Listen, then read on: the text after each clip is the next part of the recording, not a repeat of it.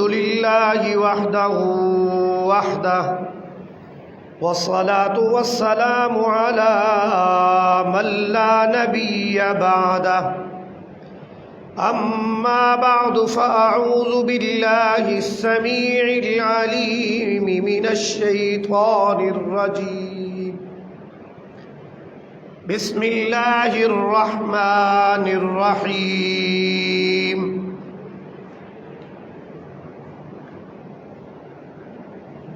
من المؤمنين رجال صدقوا ما عاهدوا الله عليه فمنهم من قضى نحبه ومنهم من ينتظر وما بدلوا تبديلا. وقال تبارك وتعالى في كلام المجيد والفرقان الحميد أذن للذين يقاتلون بأنهم ظلموا وإن الله على نصرهم لقدير. وقال تبارك وتعالى في كلام المجيد والفرقان الحميد يا أيها الذين آمنوا قوا أنفسكم وأهليكم نارا وقودها الناس والحجارة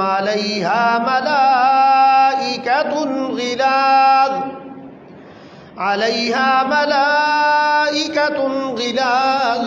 شداد لا يعصون الله ما أمرهم ويفعلون ما يؤمرون.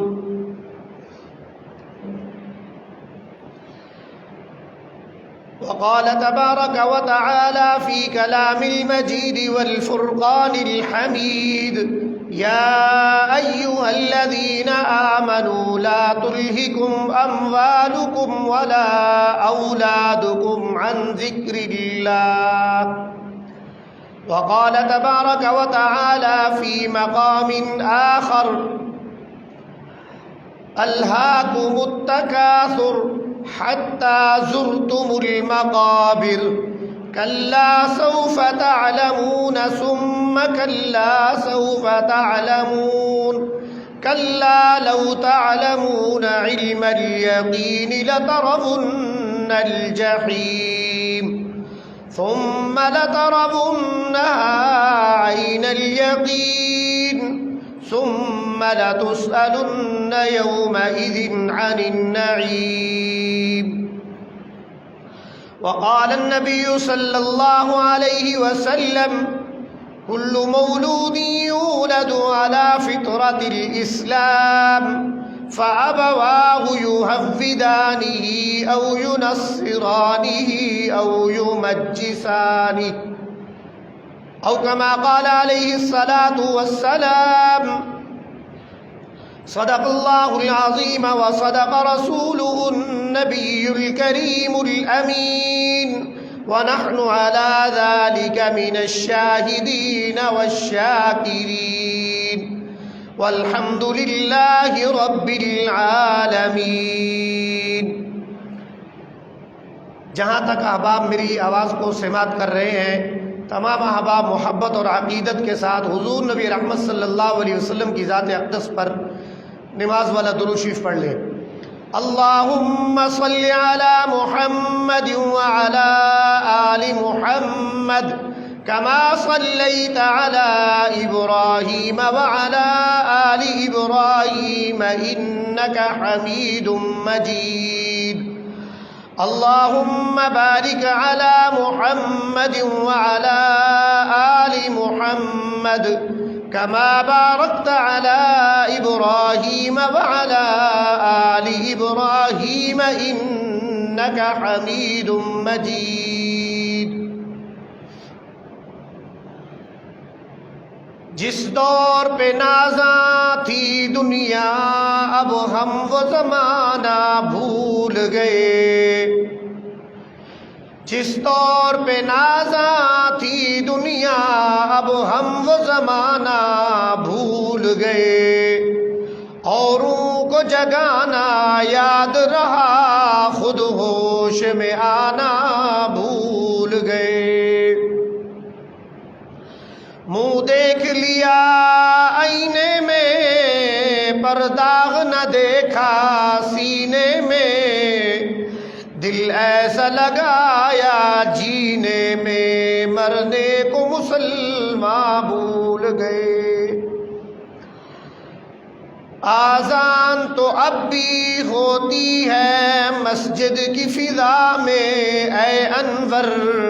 جس ضرب سے دل ہل جاتے تھے وہ ضرب لگانا بھول گئے۔ آپ حضرات کے سامنے جامعہ مسجد تقویٰ شالیمار ٹاؤن ڈیرہ غازی خان میں جمعۃ المبارک کے اجتماع سے ایک مرتبہ پھر مخاطب ہونے کی سعادت حاصل کر رہا ہوں۔ چونکہ ہم ماضی کے خطبات جمعہ میں ربیع الاول اور ربیع الثانی کی مناسبت سے گفتگو کرتے رہے ہیں، اسی سلسلے میں اشارتاً صرف یہ ذکر کرتا ہوں کہ ربیع الثانی کے مہینے کے اندر سن 2 ہجری میں حضور نبی رحمت صلی اللہ علیہ وسلم نے کفار مکہ کے ایک تجارتی قافلہ جو کہ روانہ ہوا تھا، تجارت کی غرض سے جا رہا تھا، اور کفار نے مسلمانوں کو اعلان اسلام کے بعد بہت زیادہ ستایا، تکالیف دیں، مصائب اور آلام اور تشنام ترازی الغرض جو کوئی بھی تکلیف اور اذیت وہ پہنچا سکتے تھے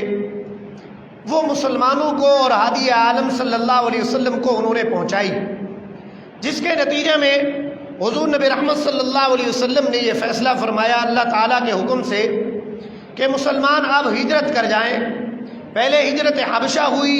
پھر ہجرت مدینہ کی طرف روانگی ہوئی، اور بالآخر آقا دو عالم صلی اللہ علیہ وسلم نے نبوت کے 13ویں سال مدینہ منورہ کی طرف مکہ مکرمہ سے سفر فرمایا۔ ربیع الاول کے مہینے میں ہی سفر فرمایا اور مدینہ منورہ پہنچتے ہیں۔ سن 2 ہجری میں ہجرت کے دوسرے سال حضور نبی رحمت صلی اللہ علیہ وسلم نے اپنے چچا اور رضائی بھائی حضرت امیر حمزہ رضی اللہ تعالی عنہ کو ایک لشکر جرار جو کہ اس وقت کی تعداد کے اعتبار سے 30 افراد پر مشتمل ایک لشکر روانہ فرمایا، جو ابو جہل اور اس کی ذریت کے ساتھ 300 کے قریب افراد اس کے ساتھ موجود تھے۔ اس تجارتی قافلے پر حملہ کرنے کا حکم آقا دو عالم صلی اللہ علیہ وسلم نے ارشاد فرمایا۔ سیف البحر کے مقام پر دونوں لشکر آمنے سامنے ہوتے ہیں، لیکن قبل اس کے کہ کوئی جنگ ہو، مارکا بپا ہو، مجدی بن عمر جہنی نے آ کر، جو کہ دونوں مسلمانوں اور قریش مکہ کے حلیف قبائل میں سے تھا، اس نے آ کر ان دونوں کے درمیان جنگ کو ٹلوا دیا۔ یوں حضرت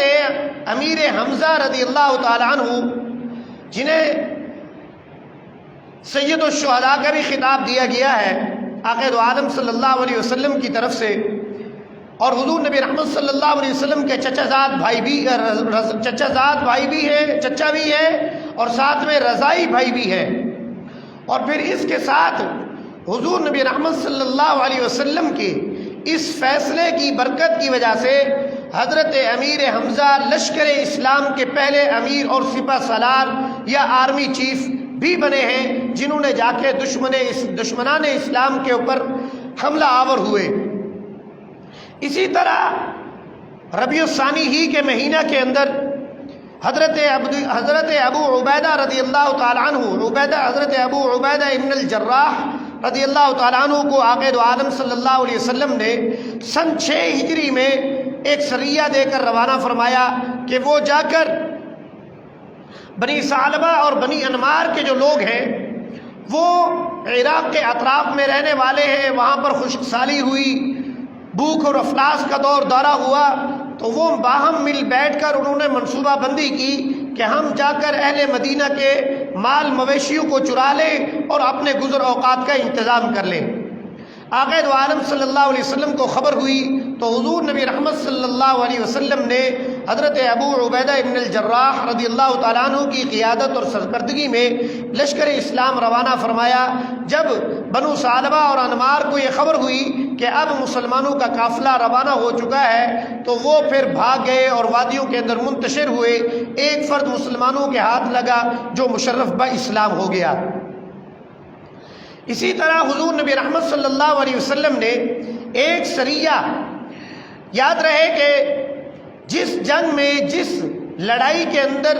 آقا دو عالم صلی اللہ علیہ وسلم بنفس نفیس شرکت فرمائیں اس کو غزوہ کہتے ہیں، اور غزوات کی کل تعداد جو ہے وہ 28 کے قریب ہے۔ جبکہ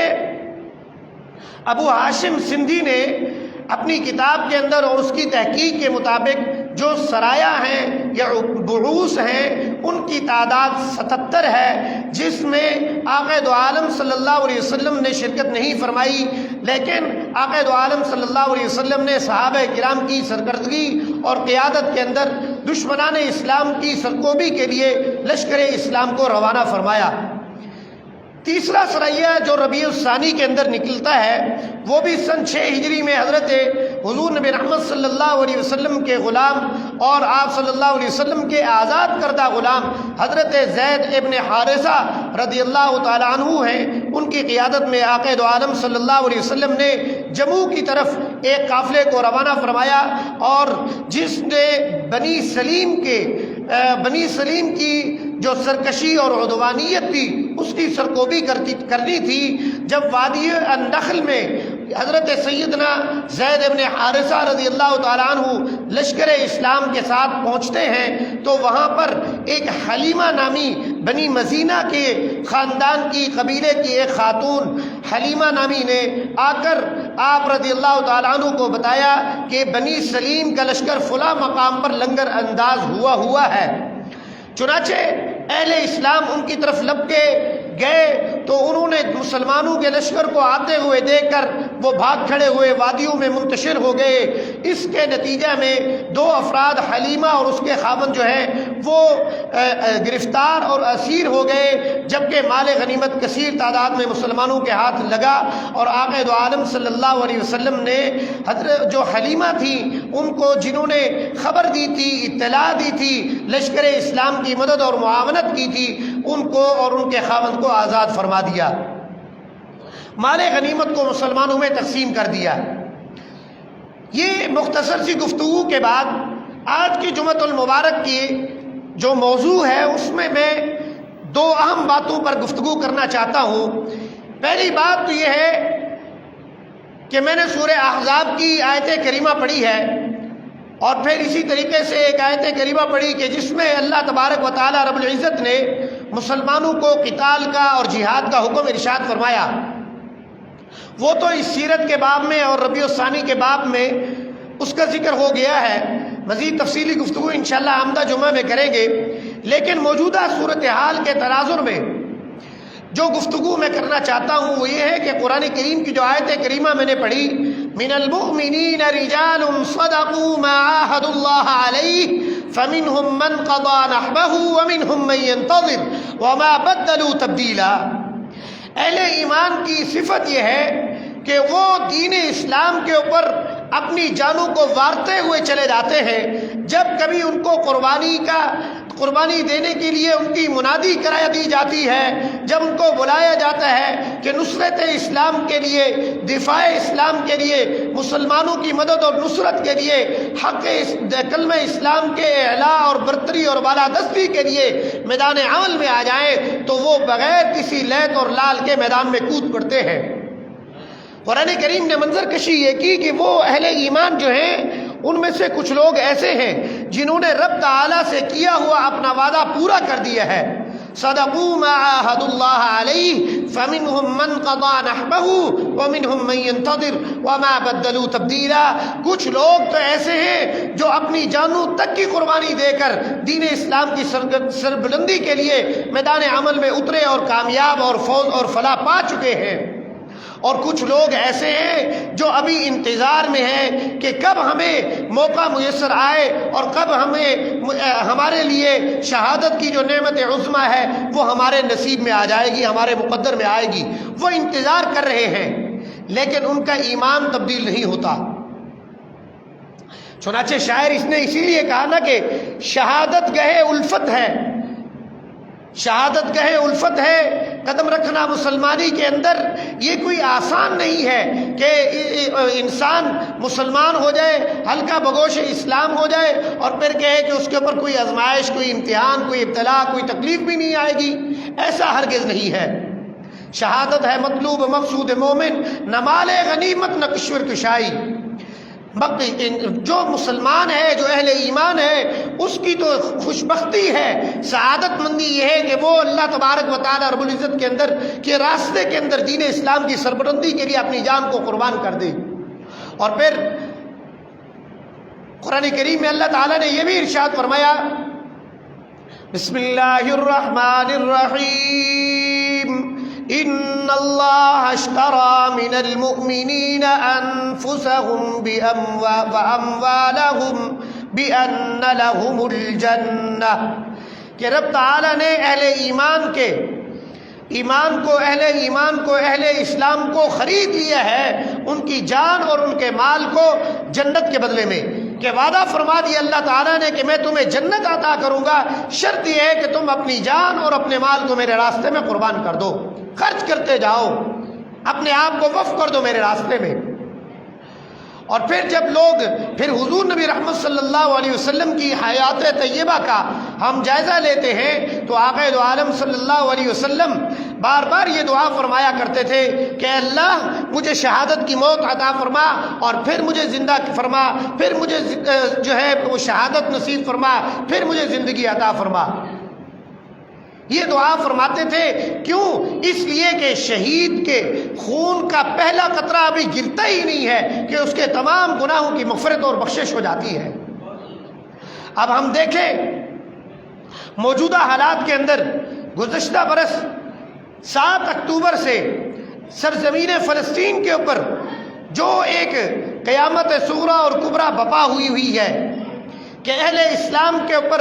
کوئی شب و روز، کوئی لمحہ اور دقیقہ ایسا نہیں ہے کہ غزہ فلسطین کی سرزمین کے اوپر اور رفاح کے مقام کے اوپر وہ تعلیمی ادارے ہوں، وہ ہسپتال ہوں، وہ غیر مسلح افراد ہوں، وہ بچے ہوں، وہ خواتین ہوں، وہ عورتیں ہوں، کسی کو بھی اسرائیلی جو ہے یہود اور صہیونیت جو ہے وہ معاف نہیں کر رہی ہے۔ گزشتہ رات کے اندر بھی انہوں نے 50 سے زائد افراد کو شہید کر دیا ہے، تعلیمی ادارے کے اوپر انہوں نے بمباری کر دی۔ اور پھر چند ماہ قبل ہی جو مزاحمتی تحریک کے ایک سرخیل مجاہد نڈر سپہ سالار تھے، اسماعیل ہنیہ کی شہادت سرزمین ایران پر ایک سازش کے ذریعے سے ہو جاتی ہے۔ اس کے بعد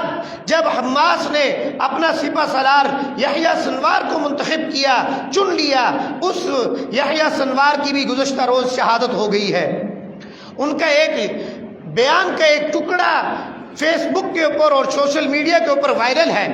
جس میں وہ حضرت علی المرتضیٰ رضی اللہ تعالیٰ عنہ کے کلمات کو نقل کرتے ہیں کہ حضرت علی المرتضیٰ رضی اللہ تعالیٰ عنہ نے ارشاد فرمایا کہ موت سے کسی انسان کو کوئی فرار نہیں ہے۔ جب موت کا وقت مقرر لکھا جا چکا ہے، دشمن جتنی بھی کوششیں کر لے، سازشیں کر لے، بمباریاں کر لے، قتل اور قتال کر لے، تنگیاں کر دے، گھٹن پیدا کر دے، عصیب زدہ ماحول پیدا کر دے، لیکن وہ موت کو طاری نہیں کر سکتا۔ لیکن جب وقت شہادت آ چکا ہے، پھر اس کو کوئی بھی انسان جو ہے اس کو ٹال بھی نہیں سکتا۔ چنانچہ یہ لوگ عزیمت کے راہی ہیں کہ وہ رب تعالیٰ کے حضور بغیر کسی لیک اور لال کے، بغیر کسی شک اور تردد کے، بغیر کسی خوف کے، خوف لومت لائم کے، وہ اللہ تبارک و تعالیٰ رب العزت کی دین کی سربلندی کے لیے ارض فلسطین جو کہ ارض انبیاء ہے، جہاں انبیاء علیہ السلام کی سینکڑوں کی تعداد میں قبریں موجود ہیں، پھر حضور نبی رحمت صلی اللہ علیہ وسلم جب سفر معراج پر تشریف لے جاتے ہیں تو رب تعالیٰ نے اس مقدس سرزمین کا قرآن کریم کی سورہ بنی اسرائیل کے اندر تذکرہ بھی فرما دیا ہے، اور پھر فرما دیا ہے کہ اس کو ہم نے مبارک اور برکت والی جگہ بنایا ہے، اور آقا دو عالم صلی اللہ علیہ وسلم نے انبیاء کی اس سرزمین پر انبیاء علیہ السلام کی امامت بھی فرمائی ہے۔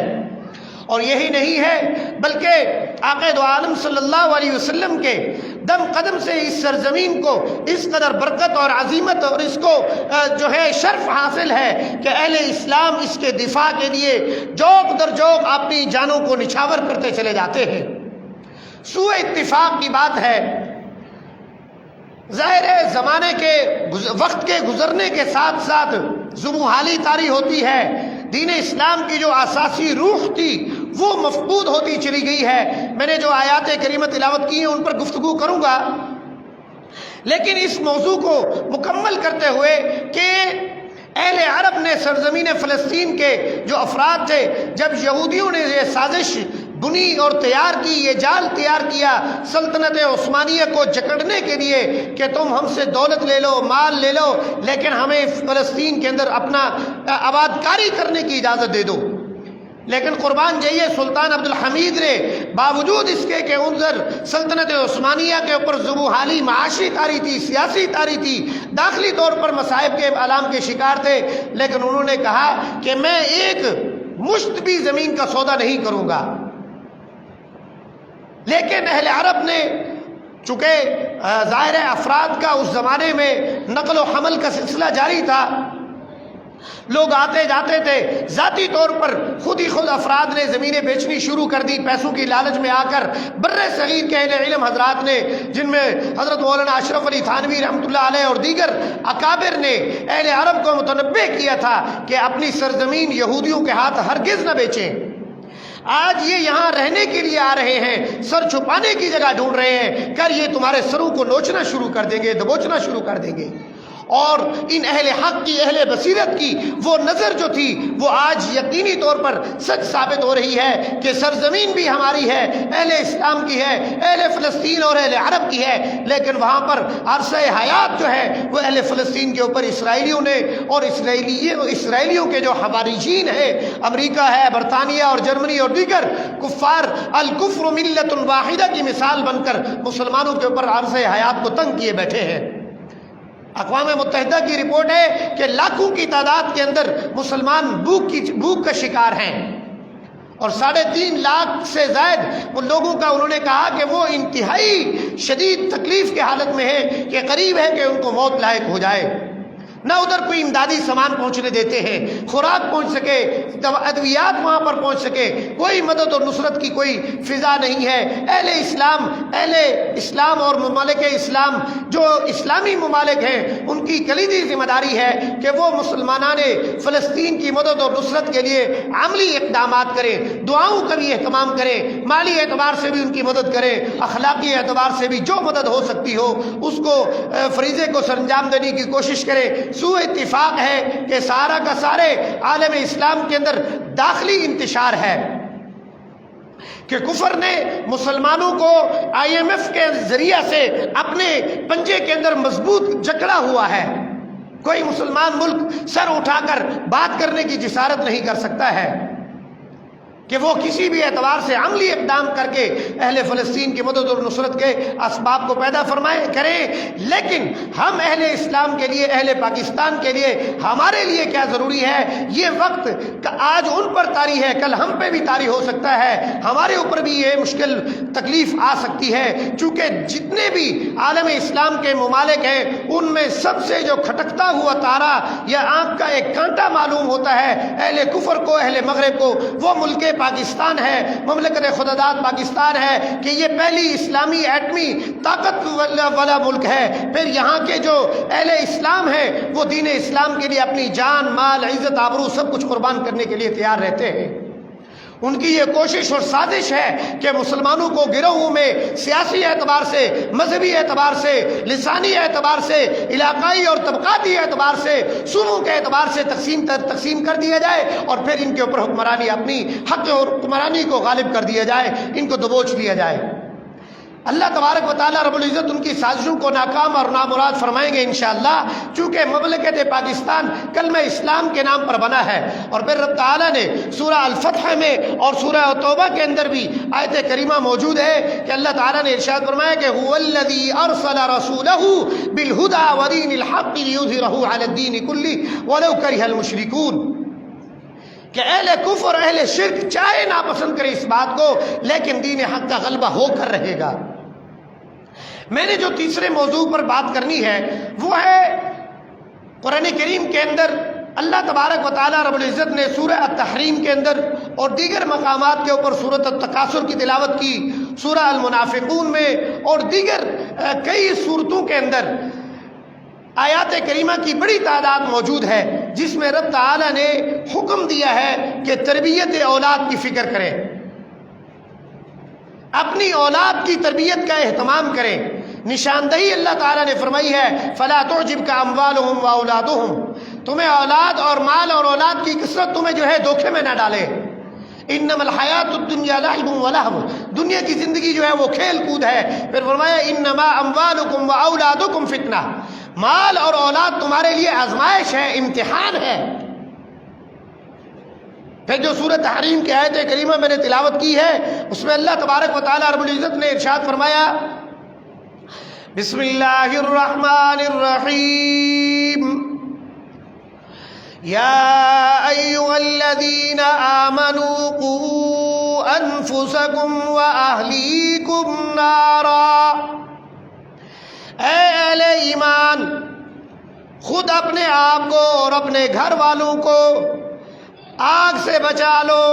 وقودها الناس والحجارہ، جس کا ایندھن انسان اور پتھروں کو بنایا جائے گا۔ علیہا ملائکۃ غلاظ شداد لا یعصون اللہ ما امرہم ویفعلون، وہ آگ، وہ الاؤ جو اللہ تبارک و تعالیٰ رب العزت نے تیار فرمایا ہے انسانوں کے ذریعے سے اور پتھروں کے ذریعے سے تیار فرمائیں گے، فرمایا اس کے اوپر سخت گیر فرشتوں کو متعین کر دیا ہے۔ لا یعصون اللہ ما امرہم ویفعلون ما یؤمرون، وہ کسی بھی بات کی نافرمانی نہیں کرتے، جو ان کو حکم دیا جاتا ہے وہ اس کو بجا لاتے ہیں۔ اب کیسے بچائیں گے اپنی اولاد کو اور خود اپنے آپ کو اس جہنم سے، اس دردناک آگ سے؟ قرآن کریم میں یہ مضمون متعدد مقامات کے اوپر وارد ہوا ہے۔ منظر کشی اللہ تعالیٰ نے فرمائی ہوئی ہے کہ اپنی اولاد کی فکر کریں، تربیت اولاد کا اہتمام فرمائیں، اور پھر آقا دو عالم صلی اللہ علیہ وسلم کی جو بعثت ہے اس کے بنیادی جو مقاصد اور فرائض ہیں اس پر میں ماضی کے خطبات جمعہ میں گفتگو کر چکا ہوں۔ اللہ تعالیٰ نے ارشاد فرمایا ہے لَقَدْ مَنَّ اللَّهُ عَلَى الْمُؤْمِنِينَ إِذْ بَعَثَ فِيهِمْ رَسُولًا مِّنْهُمْ يَتْلُو عَلَيْهِمْ آيَاتِهِ وَيُزَكِّيهِمْ وَيُعَلِّمُهُمُ الْكِتَابَ وَالْحِكْمَةَ۔ اللہ تعالیٰ فرماتے ہیں کہ میرا تم پر احسان ہے کہ میں نے تمہارے درمیان اپنا محبوب پیغمبر کو بھیجا ہے۔ وہ 4 کام سر انجام دیتے ہیں، تلاوت آیات کا فریضہ انجام دیتے ہیں اور تربیت کا اہتمام کرتے ہیں، تزکیہ، اصلاح، تصوف، سلوک، جو بھی اس کا نام رکھ لیا جائے، اور پھر تعلیم کتاب و حکمت کا اہتمام فرماتے ہیں۔ علامہ سید سلمان ندوی انڈیا کے مشہور عالم دین ہیں، وہ فرماتے ہیں ہم مسلمانوں کی زبوں حالی کا ایک اہم عنصر یہ ہے کہ ہم یہ سمجھتے ہیں کہ دوران تعلیم تربیت نہیں ہوتی۔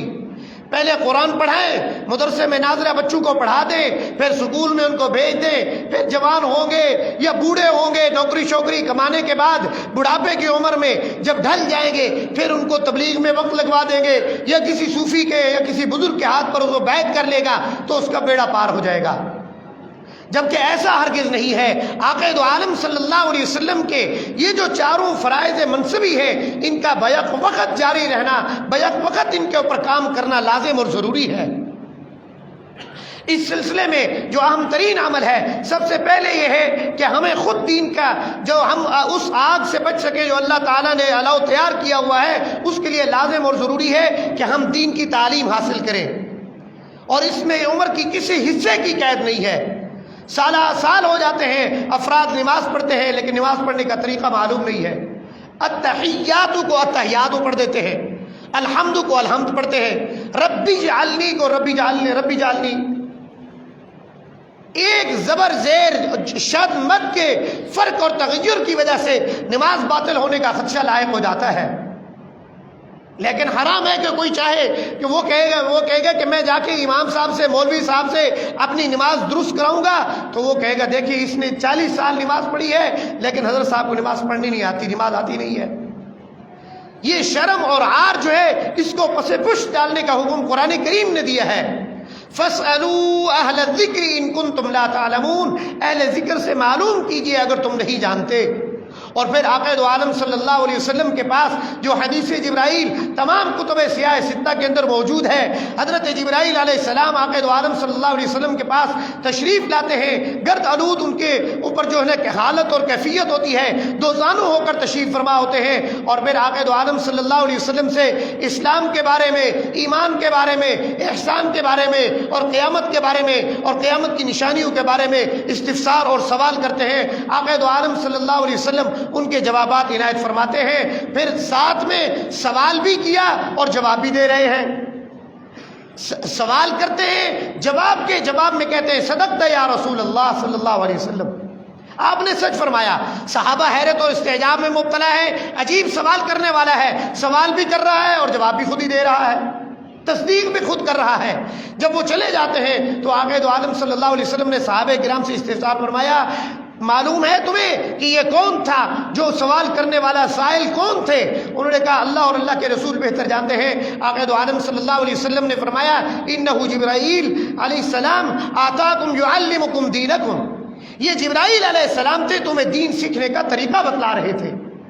چنانچہ خود دین سیکھنے کا اہتمام کریں، اور اسی سلسلے کے اندر میں نے ایک چھوٹی سی کتاب بھی تعلیمات اسلام کے نام سے ایک تالیف کی تھی گزشتہ برس، سالہ سال مدرسے اپنے ادارے میں پڑھانے کے نتیجہ میں، کہ بچوں کے مدارس میں، اسکولوں میں بچے پڑھتے ہیں لیکن دین کی بنیادی مبادیات کا ان کو علم نہیں ہوتا ہے۔ یہاں تک کہ اسلامی یونیورسٹی میں جب میں پڑھا کرتا تھا، سروے کیا تو پی ایچ ڈی لیول کے حضرات کو بھی دین کے بنیادی معلومات کے بارے میں بہت قلیل معلوم جو ہے نا افراد کو علم ہوا کرتا تھا۔ چنانچہ 20 چیزیں میں نے اس کے اندر درج کی ہیں، باتیں جس میں ایمانیات ہے، ایمانیات کا ذکر کیا ہے، پھر دین کے بنیادی جو مسائل طہارت ہیں ان کا تذکرہ کیا ہے، بنیادی اصطلاحات کا ذکر کیا، قرآن کریم، احادیث نبویہ صلی اللہ علیہ وسلم کا تعارف اور ان کو درج کیا ہے، 6 حدیث کو درج کیا، سیرت النبی صلی اللہ علیہ وسلم، آقا دو عالم صلی اللہ علیہ وسلم کی ولادت سے وفات تک کے مراحل کا ذکر کیا ہے، اسی طرح صحابہ کرام اہل بیت اعظام کا تعارف درج کیا ہے، اور پھر ائمہ فقہا کا تعارف درج کیا۔ اور دین چونکہ 3 چیزوں کا بنیادی طور پر مجموعہ ہے، اعتقادات، عبادات اور معاملات کا، عقائد بھی پختہ ہونے چاہیے، مضبوط ہونے چاہیے، عبادات کا بھی اہتمام ہونا چاہیے، اور معاملات کے اندر بھی پختگی ہونی چاہیے۔ ایک چیپٹر، ایک باب مستقل طور پر آداب معاشرت اور اخلاق کے نام سے قائم کیا۔ میری یہ خواہش ہے جمعۃ المبارک کے روز یا اتوار کے دن یہاں اس علاقے کے جو نوجوان حضرات، جو بچے ہیں، اہل علاقہ جو ہے وہ تعاون کرے، کوئی وقت متعین کر کے دین سیکھنے کا ایک حلقہ قائم کیا جائے۔ اللہ تبارک و تعالی رب العزت ہمیں قرآن پڑھنے اور اس پر عمل کرنے اور دین سیکھنے کی توفیق نصیب فرمائے۔ وما علینا الا البلاغ المبین۔